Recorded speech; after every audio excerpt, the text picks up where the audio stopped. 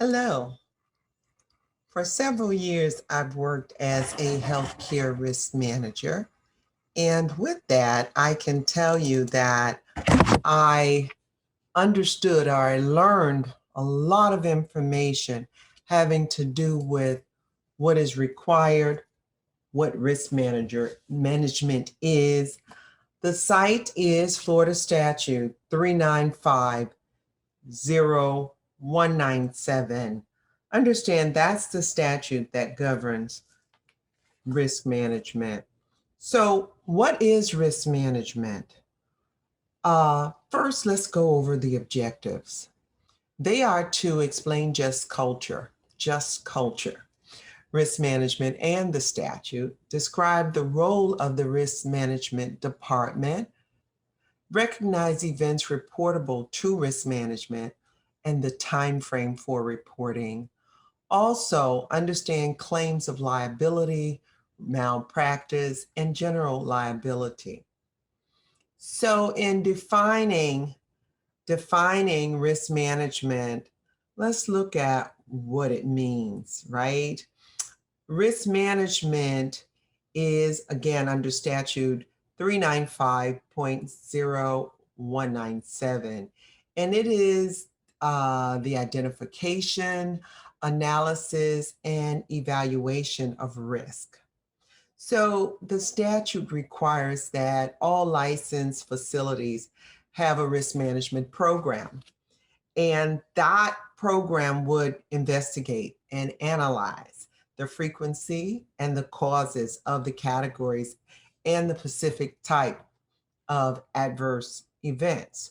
And so they must develop measures to minimize the risk. So when you think about that, they're constantly looking at the system and what can be done to decrease the risks, right? The risks that are occurring. So we're looking at the different categories of risk, we're looking at the types of risk, and we're putting in place measures to decrease the risk. And this is done through education of all non-physician personnel. And we want to educate and look at what's going on with the patients. We want to educate about, rather, the patients and look at the incidents associated with the patients, right? The training, how does this happen? How do you reach the general group? How do you reach everybody? You reach everybody because you're looking at having them come together and having an orientation for at least 1 hour. And that's done upon onboarding when you first get a job in a system. And this is the requirements of a system, right? And once a year, you have to keep up with that. And that includes actually the nurse practitioners. So you're talking about advanced nurses are involved too. Why? Because if they're working for that system requires everybody to do it. Okay. So we may also have physicians sitting through training. Why? Because if they're working for a system, they have to do it. The statute just identified non-physician personnel, but really when you talk about systems, healthcare systems, they have their requirements as to what they want, right? So part of the orientation, let's look at what a person is learning in that orientation. A part of that would be the two-person room rule and recovery room. Another thing, they must ensure that unlicensed persons are not assisting or participating in any surgical procedure unless that facility has in place and they've completed some sort of competency assessment under the supervision of a licensed physician. So that's the only way they can work in the ER, on the OR, right? And so we want to make sure that procedures are in place for ongoing evaluation of procedures and protocols, right? Because we're going to touch on this when you talk about wrong patient. plan procedures, and correct site. So you want to make sure you're getting things done right, but you also have a way of evaluating the departments to make sure these things are done okay. And I'm saying this to everyone because no matter what your role is, this will touch on you as it relates to risk management in the system, looking at the systems and often identifying persons that make mistakes, but that's not the goal. The goal is to look at the system, right? Another part of risk management is to look at grievances. So we're talking about related to patient care and quality service. And those grievances have to be looked at and dealt with, all right? So disclosure is very, very important. There are protocols in place for disclosure. We're going to talk about it. There must be an incident reporting system in place. We will talk about that. So note that there are innovative approaches in place to reduce the frequency and severity of any medical malpractice or patient injury claims. So we want to have these things in place. We're looking at it. So the job of the risk manager is continuous because the risk manager is looking at everything. And the statute, as I've mentioned, the statute, and that's Florida Statute 395.0197, it lists actually what's reportable. So there's certain incidents that are reportable. We're going to talk about some shortly, but just note this, the statute covers those. So just in summary, let's remember that the risk management statute, and that's 395.0197 in the state of Florida, requires that every licensed facility have established an internal risk management program. You have to have that. And there must be incident reporting within that system based on the affirmative duty of all healthcare providers and all agents and all employees of that facility to report the adverse events to the risk manager. Now, I may not have said this yet, but understand that this has to happen, and it has to happen. That's how how do we find out about something going wrong? How does the system note that something's gone wrong? How do we know that something needs to be done about something? It's because it's reported, and it has to be reported by everyone working, has to be diligent about reporting within 3 business days of that incident. Okay, so the statute requires that this system exists. The systems are put in place. We have to learn how to work within those systems and what our roles and duties are. And that is the way we decrease the risk, by the way. Just understand that. And in doing so, what we want is a just culture. So with a just culture, you want to, risk management, you want to identify, evaluate, and analyze and evaluate the risk, and we're looking for the ones that are the worst, right? And we want to correct and reduce and eliminate, identifiable risk as soon as we can, right? And you want to look for patterns and trends. That's what the risk manager is doing. The risk manager is looking for patterns and trends within a system. So people see risk managers and they get very nervous. And that's not what it's about. The goal is to maintain a culture which allows people to acknowledge their mistakes and learn from them. That's the actual goal. So although we encourage correction and learning and turning these into opportunities to improve healthcare, and we're talking about the mistakes, it does not mean that there is no disciplinary action. And I need to be clear on that because there are times that what has happened will or may rise to a level of disciplinary action. It may be necessary. So as it relates to physicians, they may end up in the National Practitioner Database. A person may lose their license. All sorts of things may happen. And we need to understand that. So, although we want to reduce harm to the next patient, yes, and we want to turn these events into opportunities for improvement, yes. And we want to allow people to acknowledge their mistakes and learn from them, yes. And so we're sharing lessons learned without the fear of retribution. That's what we want. And so it balances the need to learn from a mistake with the need to take disciplinary action because that may have to happen. So I don't want to sound like that just doesn't happen. It's not a reality. It may be if it's necessary. So the chain of command is very important. And the chain of command, requires that healthcare professionals are required and expected to communicate up through the chain of command with the appropriate persons until there's resolution of the issue related to patient care. So we're talking about patient care, we're talking about reporting up. Very, very, very important. And we need to understand that we are not supposed to go around our supervisor.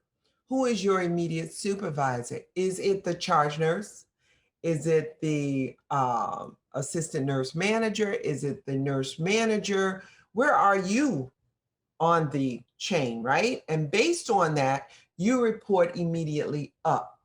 There can be big problems when you go around your immediate supervisor to report. You are to report immediately up. And I just want to say, as it relates to physicians, so we say, well, where do they fall in on this?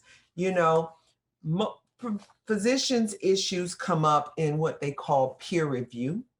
So we're talking about another physician looking at the actions of that physician and, looking at what they've done. Even though in a system you may be required to sit through the hour-long risk management course, which is very necessary for you to understand the system, how it works, where you fall in as it relates to what's an adverse event and what happens and what the system requires and all of that. You want to know that. But then you have peer review if you're a physician. And the purpose is to have an environment where physicians are comfortable sharing. And, that's important. So peer review is no longer protected though. And that information that comes out in peer review, it used to be that it was protected. And what do I mean by that? I mean that it was not discoverable. So you couldn't get that information unless you sat in that meeting. And the meeting was very close to everyone else except physicians. Risk management, one of us usually sits in the meeting when I was in risk, but it was closed for a reason. The information that came out, doctors felt very free to talk about incidents or potential problems and what have you. Now that information is no longer protected under Article 5, Section 25 of the Florida Constitution, patients' right to know. So now they feel like, they concluded that the reports are maintained in the ordinary course of business. And they're saying this is not attorney work product. So attorney work product is protected generally.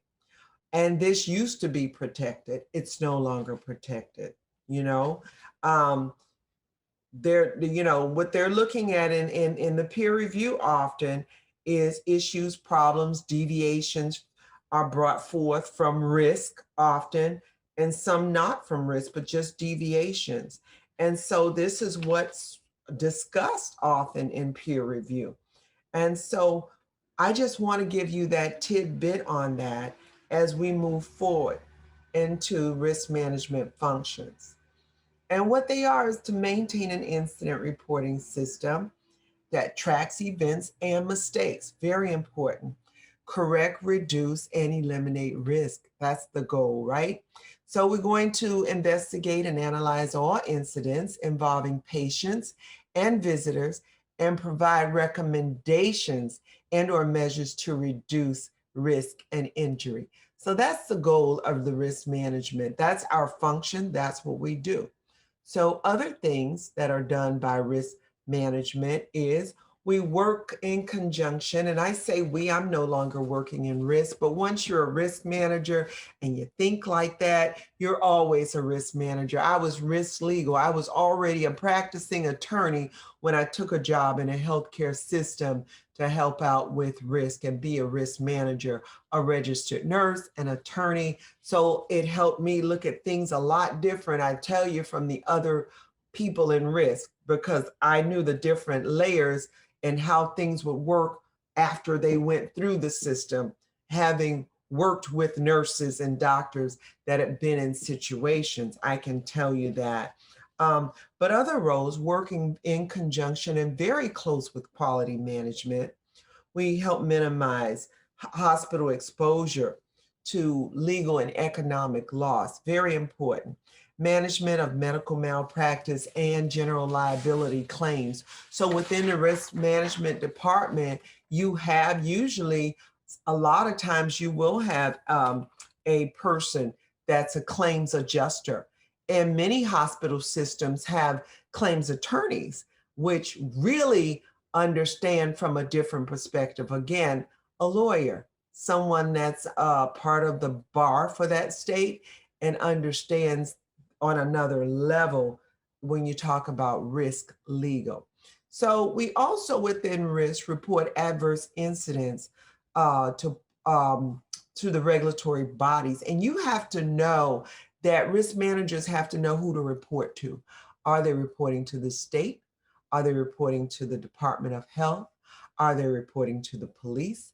Are they reporting to all three? And so you have to know when appropriate and who you're reporting to.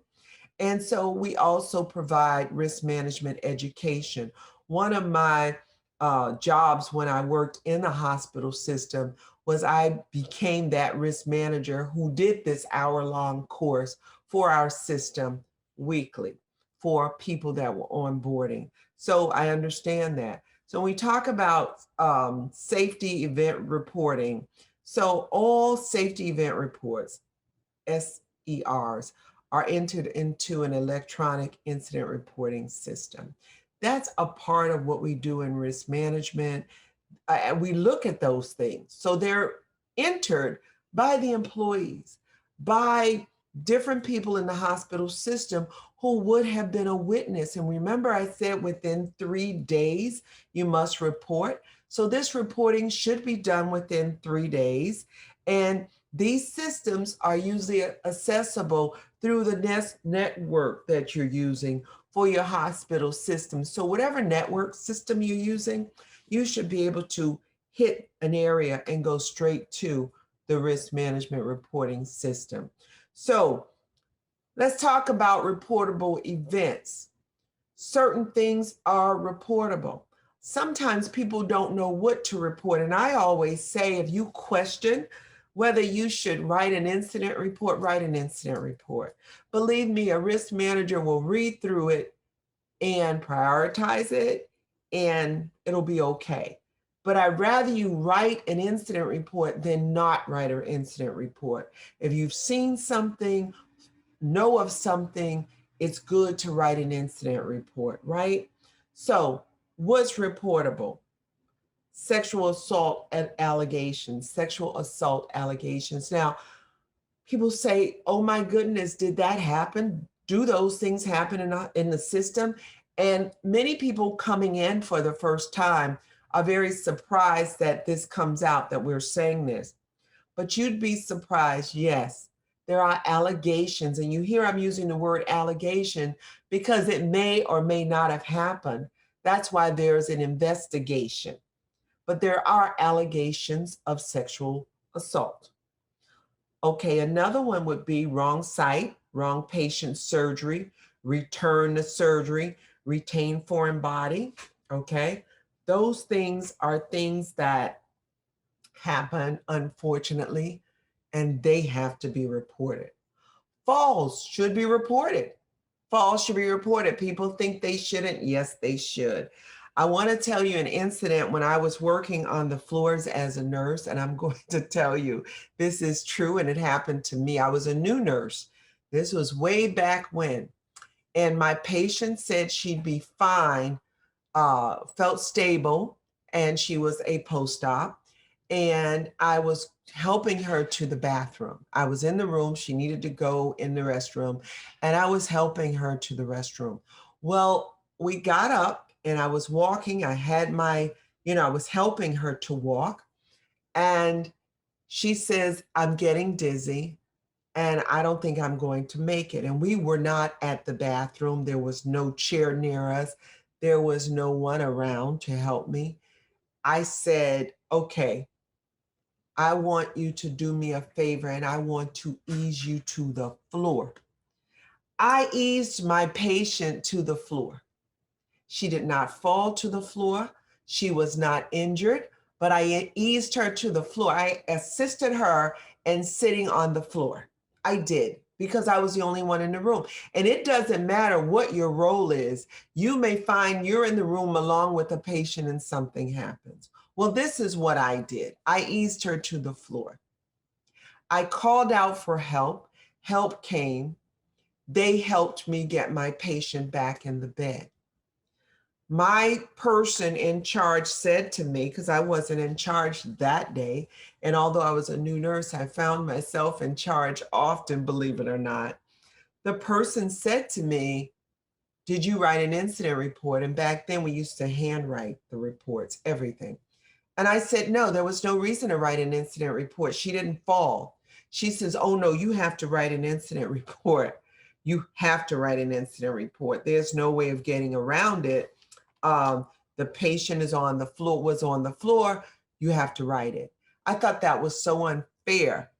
But as I grew in nursing, as I grew in healthcare, as I grew, period, I understood as an adult, I understood as a professional, I understood the importance of writing an incident report. That does not mean I couldn't write that I eased my patient to the floor. Assisted patient in sitting to the floor, because that's what happened. That's what I wrote. So be descriptive is my point as well.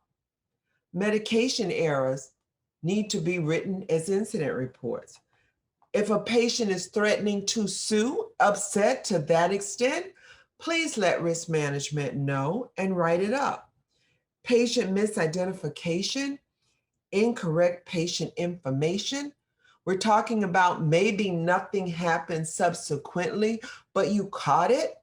We call that a near miss, by the way. But you want to make sure you write it as an incident report. Remember, I talked about those system issues we're looking for? We're looking for correcting the system. We're looking for making sure these things don't happen again. You write that as an incident report. A blood transfusion reaction, incident report. A patient leaves against medical advice, incident report. Patient needs to be transferred to a higher level of care. How many times does that happen? All day, often. Lots of times incident reports aren't written. Write an incident report, please. Birth injuries, write an incident report. Does that mean anyone's in trouble? Not necessarily. These numbers need to be kept. These numbers, because reports come from the incident reports, believe it or not. There's other reporting that must be done. So I need you to know that anything out of the ordinary is an incident report. Expired equipment and equipment malfunction, incident report. Is anybody injured? Maybe not. Hopefully not. Many times not. But there needs to be an incident report so we can start looking at equipment, so we can see that batch, is there a problem? So we can make sure things are corrected, right? So wrong medication, dosage, even if it's ordered wrong, it needs to say that needs to be reported. It was ordered wrong. maybe it was pulled and it's caught prior to it being administered. That should be an incident report. An unexpected death, incident report on that. Death associated with the restraint. Oh my goodness, please, an incident report. A reaction, an allergic reaction, an incident report. Very important. Understand that. So when we talk about types of events, remember I mentioned there was one, a near miss, could have caused harm to the patient, but it never reached the patient. Misidentification is an example of that. Never reached the patient, but it could have been a problem. So when we talk about just a general incident, anything inconsistent with the routine care or operation of the hospital is an incident that should be reported. And that's why I'm saying report everything that raises your eyebrow. When you talk about adverse incidents, you're talking about medical intervention that results in harm to the patient, an adverse incident. So there was intervention, there was something done, and it resulted in harm to the patient. Must be reported. Understand that. So understand also there's something called a code 15. That's a type of adverse event that is on a big, high level. The outcomes are that they're subject to mandatory reporting to hospital risk management and they have to be reported to the state or whatever governing body. The risk manager knows where to report this within 15 calendar days of that incident. And so, and this is when there's knowledge of it, because things happen that are horrific, right? And sometimes it's after the actual incident that it's noted. So you're talking about when there's knowledge of it. And I have to say that. And what are those types of incidents? Let me say what they may be. If there's death, right? That adverse event. So you're talking about an intervention that led to a death. Adverse. So we're talking about a medical intervention that led to brain or spinal damage. Permanent disfigurement. A fracture or dislocation of bone or joints. You're talking about removal procedure. You're talking about unplanned surgery. You're talking about removal of foreign objects. If there's a procedure for any of that, that's what we're talking about. We call it a code 15. If there's a procedure performed on the wrong patient, or it was the wrong surgical procedure, or it was the wrong site, you have to report these immediately to risk management. You have to, So the license of that person that did whatever was done, the license number is going to go in the actual report to the governing body. Understand this. I need you to understand this. So under the statute, facilities must develop and implement and have ongoing evaluations of procedures being performed, right? The protocols and systems must identify patients, plan procedures, and correct site of procedures, and minimize chances of a procedure on the wrong patient, wrong sites, or any type of problem unrelated to the diagnosis. I'd say there's a procedure unrelated to the diagnosis of that patient. That's a problem. And there must be procedures in place to try to prevent these things. And I want to say, if there's equipment smoking, this is just an example, and I want you guys to think about it. I'm trying to give you as much information as I can in a short period of time.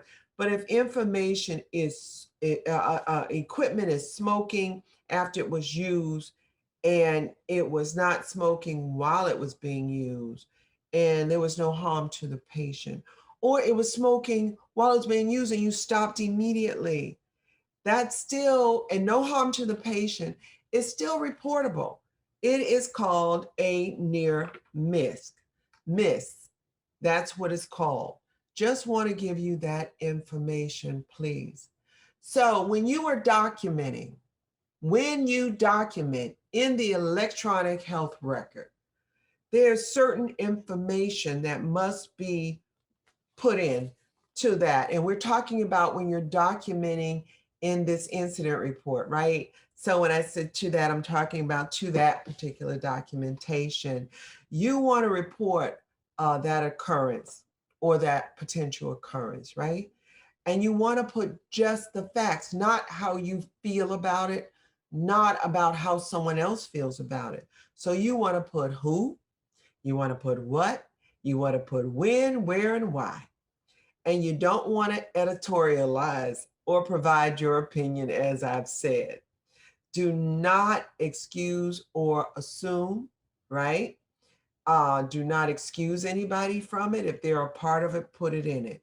Do not accuse anybody of anything. Don't do it, please.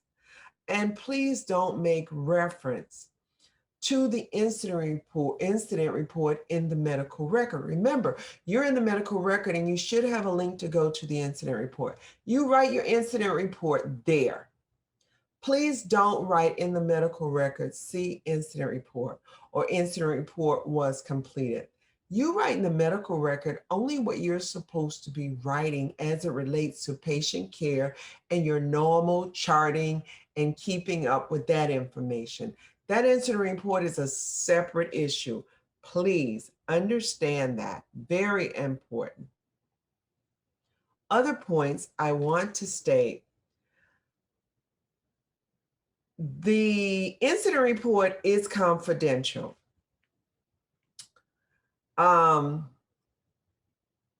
It is no longer private in that it's private because it's confidential. Patient records are confidential. We understand HIPAA, blah, blah, blah. However, the incident report is now discoverable. It used to be that no one could find out what the incident report said. So understand that, okay? So who's writing that incident report? The person who's directly involved or witnessed the occurrence. You know,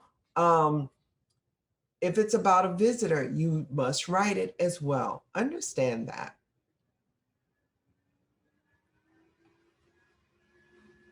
Post-event follow-up. What happens after there's an event? An event requires an investigation. I mentioned that earlier. So if there's an event and once the risk manager starts to go through all of the incident reports and they start to prioritize them and put them in their orders, they're going to investigate those incidents that require investigation. And they're going to ask questions possibly. So if you're asked questions by a risk manager, it's okay. They're verifying facts. And there may be a medical review of the record by a physician, another physician for a physician. That may be happening. A review, when we talk about a review, we're talking about a clinical review, yes, of a physician. So a review by a nurse, quality nurse or risk, and then formal review by a group of people, you know. And so what is the result of that? We want to put in place risk reduction strategies. So we want to reduce risk, right? That's our goal. Finally, note there's something called a root cause analysis, trying to find out what happened. What was the root cause of this? Why did this incident happen? Usually we're looking at system issues. It's multidisciplinary. So you have all sorts of doctors and quality folk and nurse practitioners and registered nurses and maybe dietary and maybe psych and different people may be on this committee or in this group based on what has occurred. And you may find that several things may have gone wrong. And so you're trying to find out what was the action plan for improvement. That's what's being put in place ultimately. We're trying to put in place something so things can be made better, so this won't happen again. That's the goal, right? So we must, we must, we must try to do our best to get past what has happened, but we must have in place things that will help us not to repeat. We don't want those occurrences to repeat.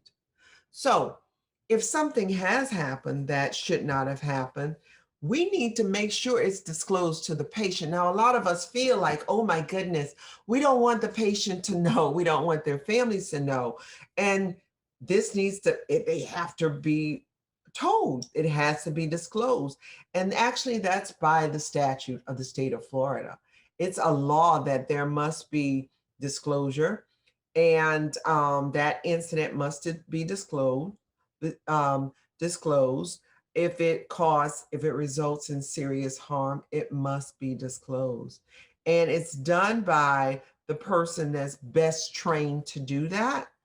And now understand that disclosure is proper, but it's not actual acknowledgement of liability. And usually that disclosure can't be used as evidence in a malpractice claim. So, you know, a physician usually should go into the room and disclose whatever has occurred. And that's who usually does it, but it's someone trained to do that. It's not just somebody, you don't go in the room and just blurt out what has occurred and how you feel about it or anything. That's something that the system will decide who's going to take care of that. Sexual misconduct. When we talk about allegations of sexual misconduct, they have to be reported immediately to your risk manager and your supervisor. The protocol requires that police are notified. If it's a vulnerable adult or a child, then here the DCF is called in. Per our statute, we have the police call. We call the police, yes. And so note that the licensed professional who was accused, this investigation all goes to Department of Health, yes. And the person that has been accused is usually put on administrative leave. Now, I can just tell you briefly that I have been a part of many of these investigations as the investigating risk manager. And I have spoken with the person that said this happened to them, the employee, or, the person that's been accused. And I have done my investigation along with DCF or whoever else, the police, and all of us. And I have found that, thank goodness, the ones that I've investigated were unfounded. And I tell you that to give you a sense of relief, because just because the word sexual allegation is there does not mean it happened, even though these things do happen and there are severe consequences and should be.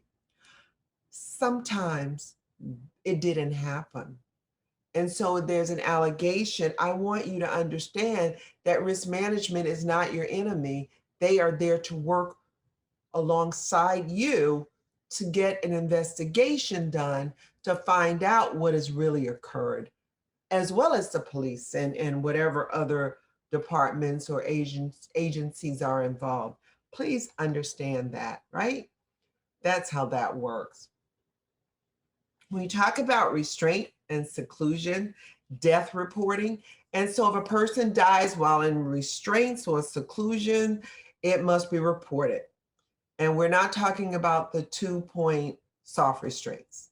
If they die within 24 hours after the patient has been removed from the restraints, it must be reported. Oh my goodness, it must be reported. And if it's within a week of use, and the restraints contributed directly or indirectly to the death, please, please, please report that. It's very important. We want to do that. we brought up and we've spoken about equipment malfunction. Remember, I talked about the smoking equipment. That has to be reported right away to the Office of Risk Management. And so that equipment will be sequestered. It will be in quarantine. We'll remove that. We'll notify the biomed department. Usually that's what happens, and or the manufacturer. I've had many investigations where I've dealt with the manufacturer and they had to come out and correct whatever was going on and give us some assurances that that was not going to be a repeated problem. If there's harm to the patient, then that is a problem where risk management is involved also. And that's, reportable based on the harm, right? And we're reporting it, but I mean to whom? Because it must be reported to risk management. Excuse me. When you talk about PACU, the two-person rule, clearly, the statute speaks to these things. I need you to know, I'm not just making them up. Many of these things come directly from the statute. There must be more than one person caring for patients in post-op and PACU, except in emergencies, right? And so you want to have two people in there, and you want to make sure if there isn't two people, you have live observation, you have some sort of electronic observation, and we want to make sure we're protecting the patient, their care. We want to give them the best care, but we want their privacy protected. But we want to, you don't have to have the two people if you have these things in place, right? The duty to report. So under the statute, and that's Florida Statute 395.0197, Section 3, each facility shall annually report to the Department of Health the names and judgments entered against any practitioner. So you need to understand that, right? These things are reported. So when I talked about pulling reports, there are reports pulled from the system, and often those are also involved with claims of liability. And so I talked about the claims adjusters that are in the risk management department. And so they're looking at what can potentially be a medical malpractice case. They're looking at and they're looking at the actual lawsuits that are coming against the system and or practitioners. They're looking at general liability claims, and they manage these things, and they do pre-suit investigations, and they get legal notices of intent. They do receive those in that part of the department. And they look at the potential for a lawsuit, and usually working very closely or working in conjunction with the lawyers that are working with or for the hospital. So potential legal cases are those surgical procedure, wrong site cases, often medical errors that cause death, retention of foreign body, upon completion of a surgery. You're talking about going back in, right?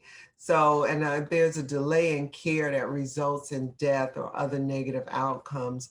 These are the types of things. Sometimes you're so busy working, there are other things that can come up. You don't even realize it. You're not even conscious of them. Just a few general liability things I want to mention. You talk about the equipment malfunction, general liability, theft. These things happen in these facilities. Slip and falls. It can be a visitor, fires, auto accidents. Who thought of that? It happens. I know most people that are starting out in healthcare don't think of the car accidents in the parking lot. They matter. Explosions. I've been in a facility when there was an explosion in one part of the facility, unfortunately. Property damage, vandalism, all of this. So consider that, right? The surgery schedule shows many patients sometimes as no-shows. Think about the consequences of this. If they don't show up, think about the space where another patient could have been in there who needs to be on that surgical list. That's important. There's another financial issue with that, the facility losing money, you know. There are different reasons, but then you go and you think about why didn't the patient show up? There was an investigation like this one time that I know of, and we found out that the patients didn't understand, some of them, when they were to come, and it was a problem with the pre-op instructions.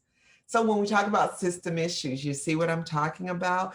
There was a problem. We had patients showing up. There were patients showing up that weren't NPO because they didn't get that. So when you have offices that you work in or around, or you're in that department, understand these things have to be clear.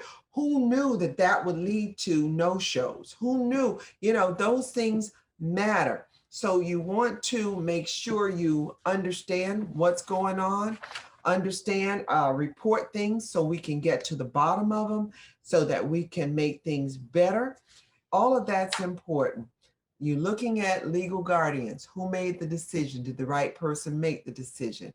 Was there a healthcare surrogate in place? Did somebody do something and they didn't have the right to do it as it relates to a procedure because the wrong person signed, and now the family's having a problem? How did this work out? So there's so many things we need to look at. Security. Do you feel threatened or unsure of your safety at work? You shouldn't. All of this is important. If someone is being disruptive, you know, you may have to call security. You know, if you ask the visitor to do something and they refuse, anybody in the system can ask for something to be done and it can be refused. It is not just one person. It can be a doctor, a nurse practitioner, dietary.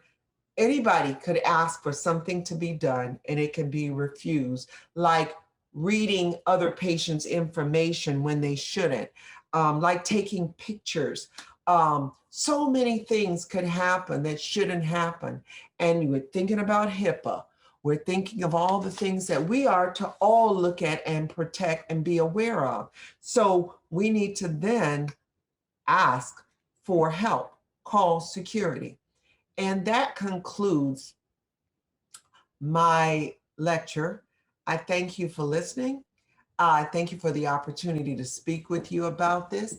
I am Dawn Grace Jones, registered nurse, attorney, adjunct professor, and that's who I am. Thank you so much. Bye-bye.